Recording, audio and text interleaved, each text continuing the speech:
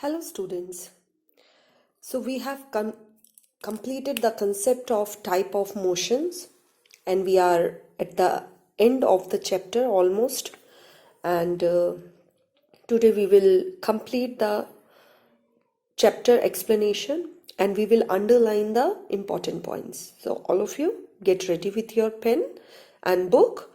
And children, as I have already told you, my book is an old edition, so try to locate your topic as per the topic I'm giving it to you.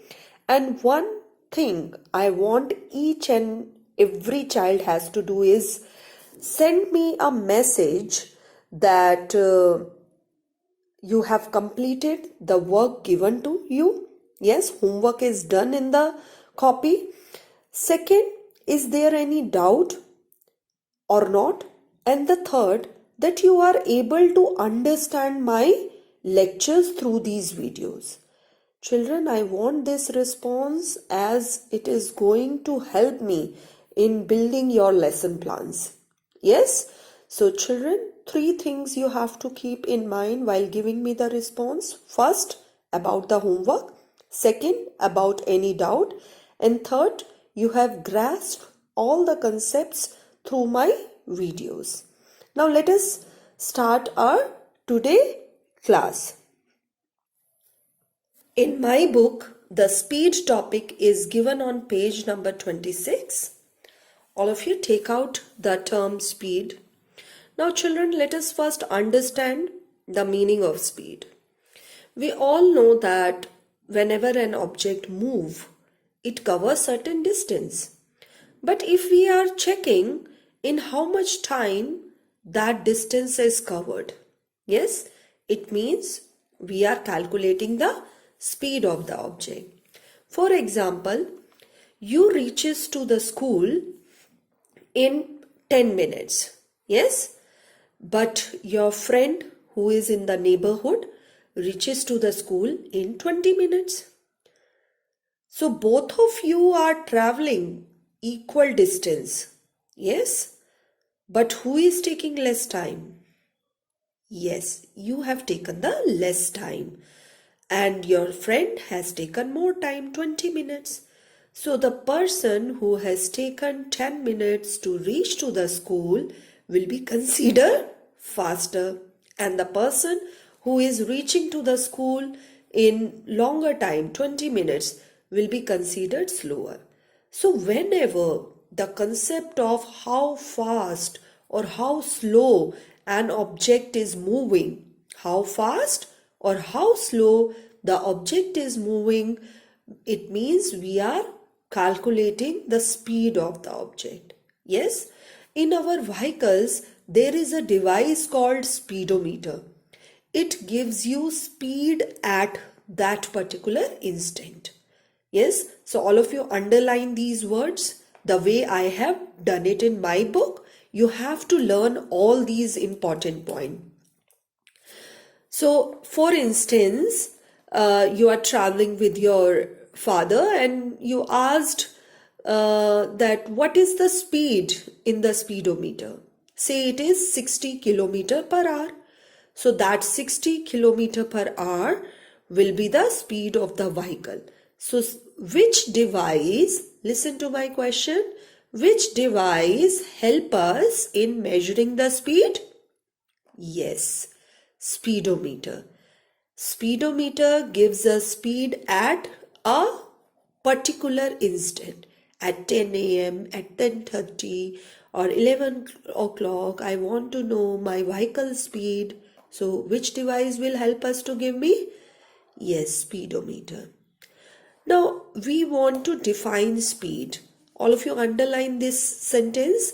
The speed of a moving body is defined as distance traveled by the body in 1 second, or distance travel divided by time taken will be called speed of the object.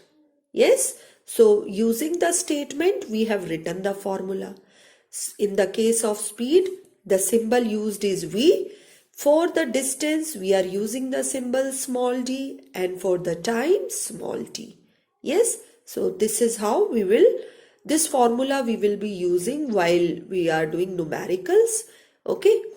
Now, what is the SI unit of speed? Speed is meter per second. Now, this is in word form. Now, how we will write down in symbol form? Meter per second. So, that is meter per, the slash will come in this way. Let me write down here. Meter per. This symbol slash is the sign for per and small s for second. You can write down the unit in this way also. Yes. Another unit is kilometer per hour, which we use for the bigger data. Yes. I hope the concept of speed is clear to you.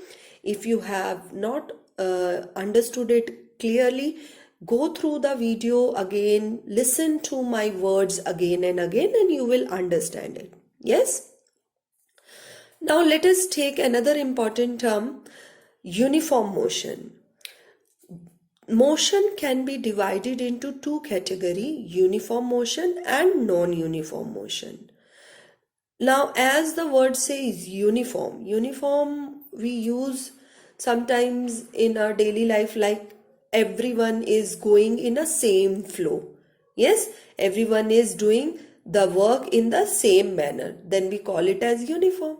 Yes, so let us connect the meaning of uniform here with the definition of uniform motion. If a body travels equal distance in equal interval of time, its motion is called uniform motion. On the next page, the data is given. Let us understand that. Here is a table given, table 2.17, that from 9 a.m. to 10 a.m., how much time has been taken? 1 hour. 9 a.m. to 10 a.m., 1 hour is taken. And from the odometer of the vehicle, we have measured that the distance traveled was 30 kilometers. Okay.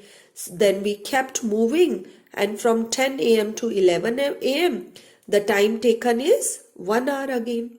So we checked the reading of our odometer, and we found that again 30 kilometers is traveled.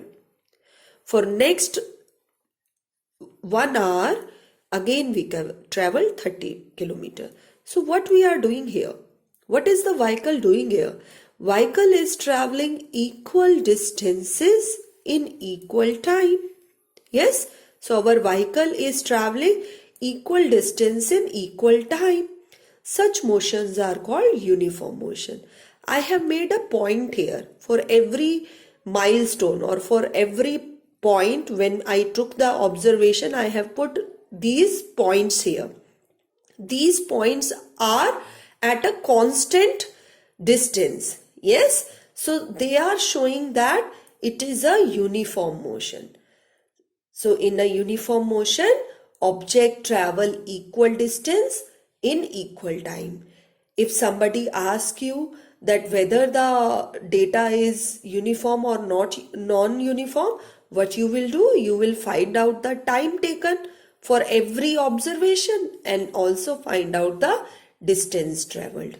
But if we do the plotting for this uniform motion on the dt graph, d for distance and t for time, you will get a straight line. Yes, we will not go into the detail of the concept. Just for the extra reference, I am telling you that in the case of uniform motion, we always get a straight line. And in real life, it is difficult to get this data. Reason? Everywhere speed breakers are there, or traffic lights are there, or we have to change the speed of the car according to the traffic. Yes, so getting this kind of data is very difficult on a real scenario, but yes, from practical purpose or in the laboratory, we can get this data. Yes, now let us move on to the next type of motion, that is non-uniform motion. On the same page 27, there is one more important term is there. Underline this. In clock, the hands of the clock, they move in the circular path with constant speed. Yes? So such type of motion is called uniform motion. Now, if I ask you, or you might be asked in the exam, what type of motion is executed by hands of the clock? What will be your answer? Yes, uniform motion. Yes? Or if I ask you why the hands of the clock is called uniform motion? Yes, so uniform motion, we have to use the definition of uniform motion. Why the hands of the clock executes uniform motion? You will simply write down that they cover equal distance in equal time and their speed is constant. Therefore, it is a uniform motion. Yes, I hope the answer is clear to you. Or you can rewind the video, listen to my words again and again, and the question and answer will become more clear to you. You can in fact write down the questions in your book also. Yes, why the clock is executing uniform motion. Yes. Now the non-uniform motion, opposite, it is completely opposite to uniform motion. Non-uniform means nothing is uniform, unequal. Yes, let us find out what is unequal. If a body is traveling unequal distance in equal interval of time.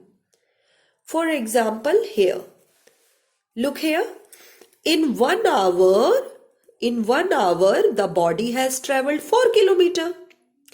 In next 1 hour, how much kilometer is traveled? 8. That is unequal distance.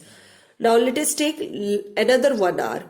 For this 11 to 12 a.m., 12 noon, another 1 hour, and in this 1 hour, 3 kilometers are covered. Yes.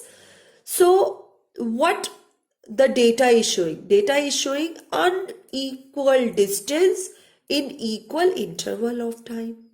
Yes, so when you have a situation like this, such motions are called non-uniform motion, and with every observation timing, I have plotted dots here. And what do we observe here? The dots are at unequal distances. Yes, these dots are at unequal distances. So when you see that observations are or distance traveled is unequal, such motions are non-uniform motion, and they are very they appear in our real life, like a car moving on a busy road, or a child playing with the football, or when you are playing cricket. All these scenarios are example of non-uniform motion. Okay, so whenever we do some activity or motion in our real life, that situation is non-uniform motion. Whereas uniform motion, it is difficult to get that type of motion. Yes. Now just for the reference, I am telling you that in the case of uniform motion, a straight line graph is obtained.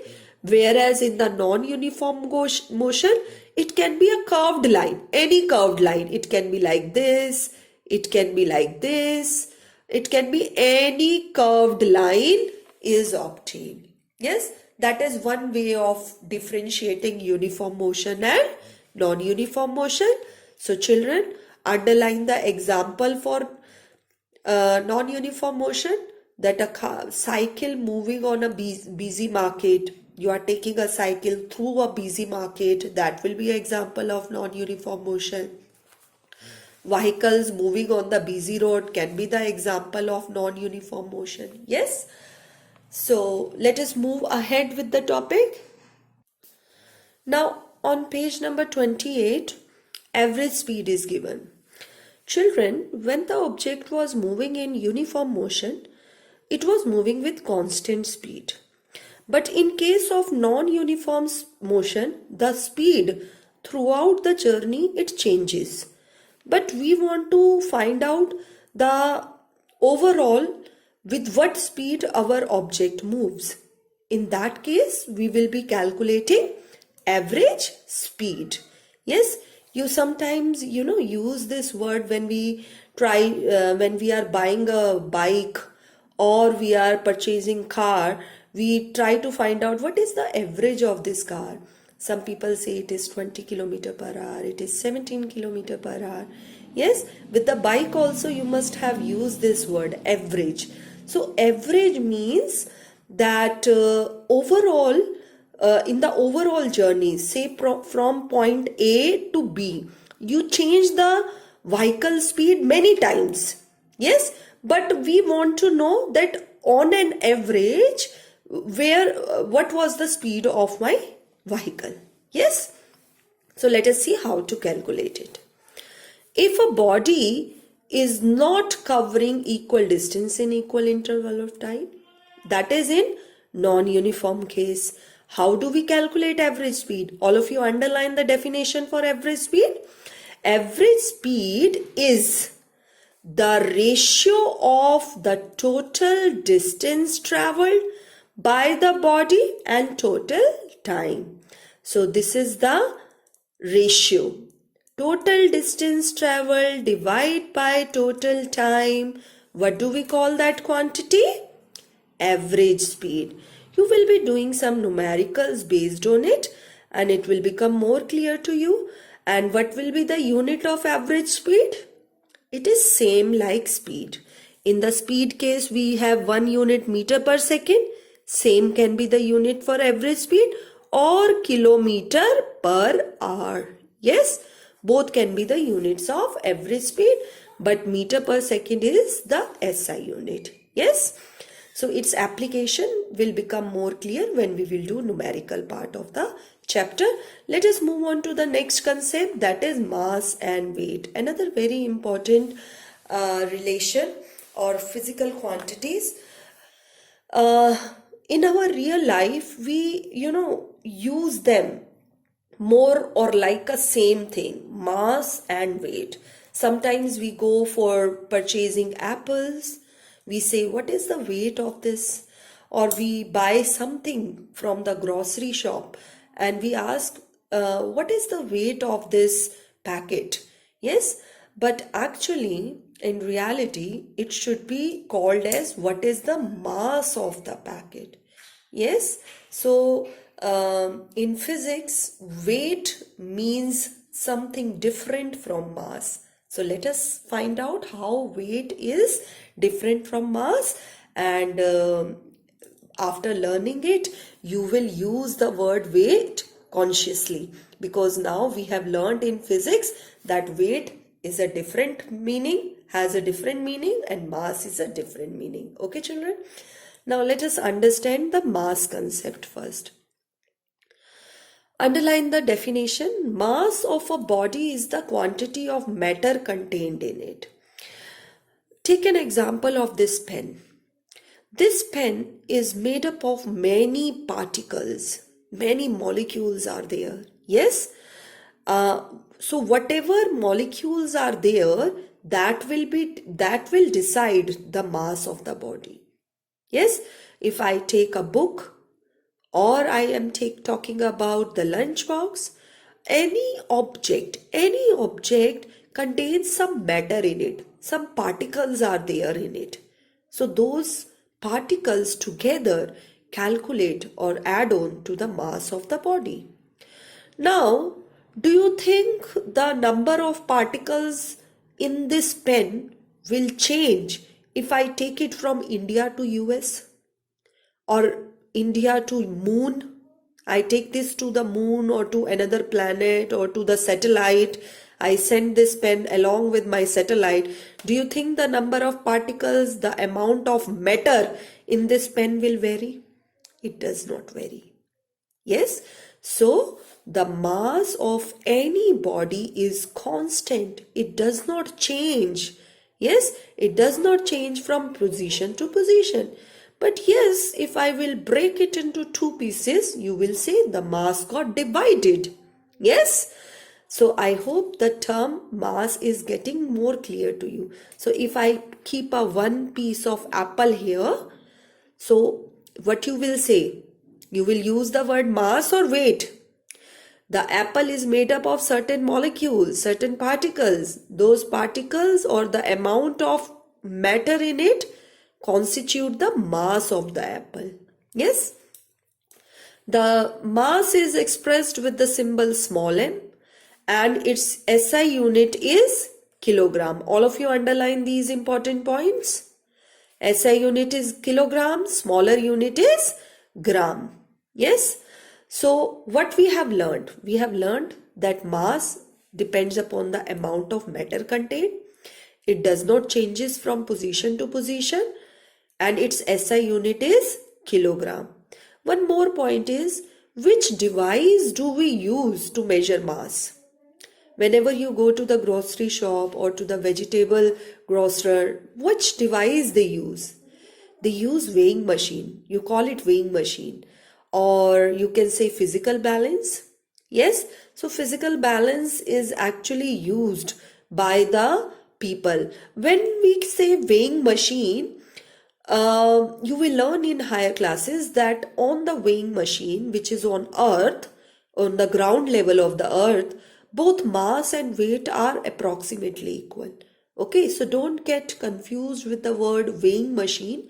Weighing machine actually measures weight of the object. But because we are on the surface of the earth, mass and weight are almost or equal to each other. Yes, so the most appropriate device to measure mass is physical balance. I hope the terms are clear to you. If not, rewind the video, listen to my words again. Yes, now the last concept of the chapter, that is weight. Now what is weight? All of you look here. If this is an object and this is earth, yes, E for earth. Any object which is falling towards earth, some force is acting on it. This force decides the weight of the object. The weight of a body is the force with which the earth attracts the body. If this force is large, you can say weight of the object is more. If this force is less, the weight of the object is less. So children, now you have understood that mistakenly we were using the weight in our real life. In our daily life, we were replacing the word mass with weight. Yes, so next time we will say to our grocer, what is the mass of this packet? Yes, but if you are saying it weight, it is more or less correct because they are approximately, they are numerically or magnitude wise, they are approximately equal on earth. Now weight of the body is not constant. All of you know that the earth gravitational force, it varies. That you will learn in higher classes also, that it varies from place to place and therefore the weight of the object also changes. Its symbol is capital W and unit is Newton. All of you underline this. These are the important points. Now these help us to differentiate between mass and weight. Before I go to the difference, let us talk about the device used for weight. The device used for weight is spring balance. In the end of this lecture, I will give you an image of an spring balance and physical balance. Here physical balance is used. Yes, so that through those images or pictures you can find out that what are these devices. Yes, so these points can be used for differentiating it. Let us underline some more points on this same page. Here we have define 1 Newton. Just now you have underlined that the unit of weight is Newton. How to define 1 Newton? 1 Newton is the force of attraction of the earth on how much mass? On 0.1 kg mass. Means if there is 0.1 kg object, 0.1 kg object is falling towards earth.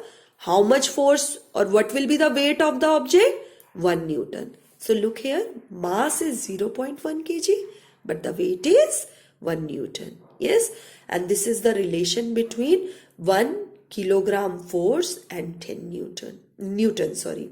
Relation between kilogram force and Newton. Here you have to underline the device name. Then is the magnitude and the direction. Weight has both magnitude and direction. And why it is so, that you will learn in higher classes. And underline this. What is the direction of weight? It is always vertical downward, just like gravitational force. We have discussed in the previous class that the direction of gravitational force is downward, and just like that weight is also downward. Yes, so these are the important points which you have to underline. One more important point, mass can never be zero, because the particle mass depends upon the number of particle, amount of matter in the object, and these particles or the matter, they does not vanish. Okay, if this is an object, it is definitely going to have certain particles in it, and so it will have mass in it. Yes, but weight can be zero. Here are the two situations where weight can be zero. Where is the weight zero? Center of the earth and in the artificial satellite. Underline this. Now let us look at the difference between mass and weight. I have mentioned here that it is the answer of question number 21. It is the quantity of matter contained in it. So first will be the first point of difference is the definition. Next is the SI unit. And third, that mass is constant, whereas weight is not constant. It varies from position to position. And last point we have taken is of that it is measured by beam balance and it is measured by spring balance. Yes, children. So that's all for today, and I will be giving you question answers for related to today's class. Complete your question answers and do message me that yes ma'am, we have done our homework as I have suggested you in the starting of the lecture. And thank you for today.